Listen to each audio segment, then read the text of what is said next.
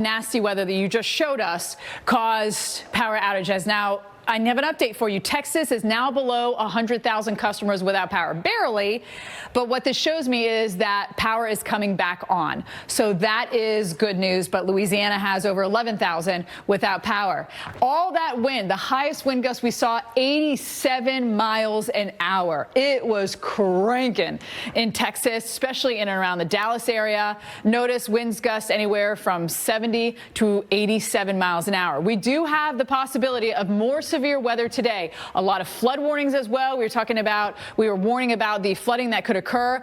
But what's happening is we have this strong low-level jet that's coming in, and that wind kicked in late last evening, is still cranking into this morning, and we have that jet-level wind that's coming in. So there's just a lot of wind energy that energizes the storms, and that can also cause trees to come down. We could see wind gusts 60 miles an hour. In fact, the entire state of Tennessee is under a high wind warning. Jim's going to talk more about that a little bit later.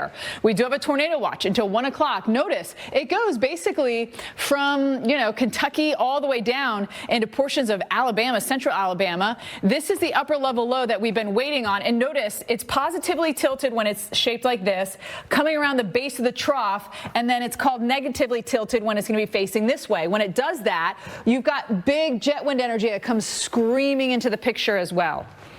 So could we see more tornadoes today than we saw yesterday, more severe weather today than yesterday? It's possible. We could see equal amounts.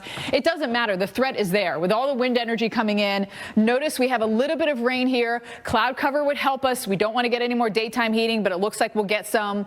A lot of moisture. We've got the ingredients, certainly for flooding. We're going to see definitely more flooding. We have already saturated grounds. That's going to make trees to fall over a lot easier. And notice that we do have this flood warning just to the west side of Memphis, crossing over the Mississippi River.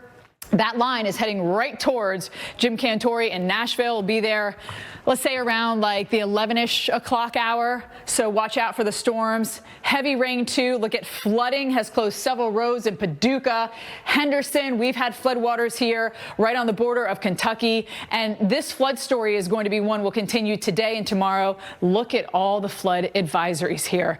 Jordan, a lot of people don't think flooding when we say severe weather, but it is a form of severe weather. Oh, yeah. And it's not like it's just the Midwest, right?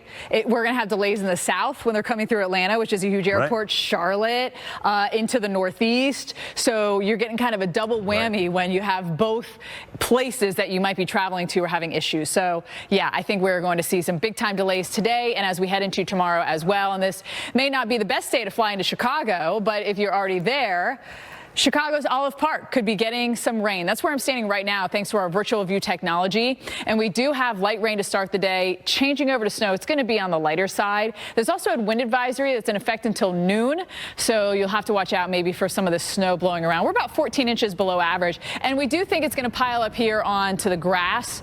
The streets, you might see some, but there's just not loads of it that is going to fall. So I think it's going to be more of a grassy thing. As we could see, just a couple inches here in Chicago, especially the north side, only about an inch or so, say up towards the Evanston area, get a couple inches. Heavier snow will be in Indiana. That's where our own meteorologist Mike Seidel will be following the storm. We start off with sunshine, and then things will go downhill. So the earlier the flight, the better. Around noon is when it starts to creep in. And that traffic on Friday in Chicago, woo-hoo. I mean, traffic always in Chicago, right? At least in the city is tough. But add on the snow and it being a Friday, it could be a little bit rough. We could see double-digit snowfall here from Port Huron all the way down to Lansing, Ann Arbor. And all along 94, we could see some of that heavier snow in Detroit. Remember, southern Michigan is the place that just had all that ice from not too long ago. Winds gusting 40 miles an hour for an extended period of time.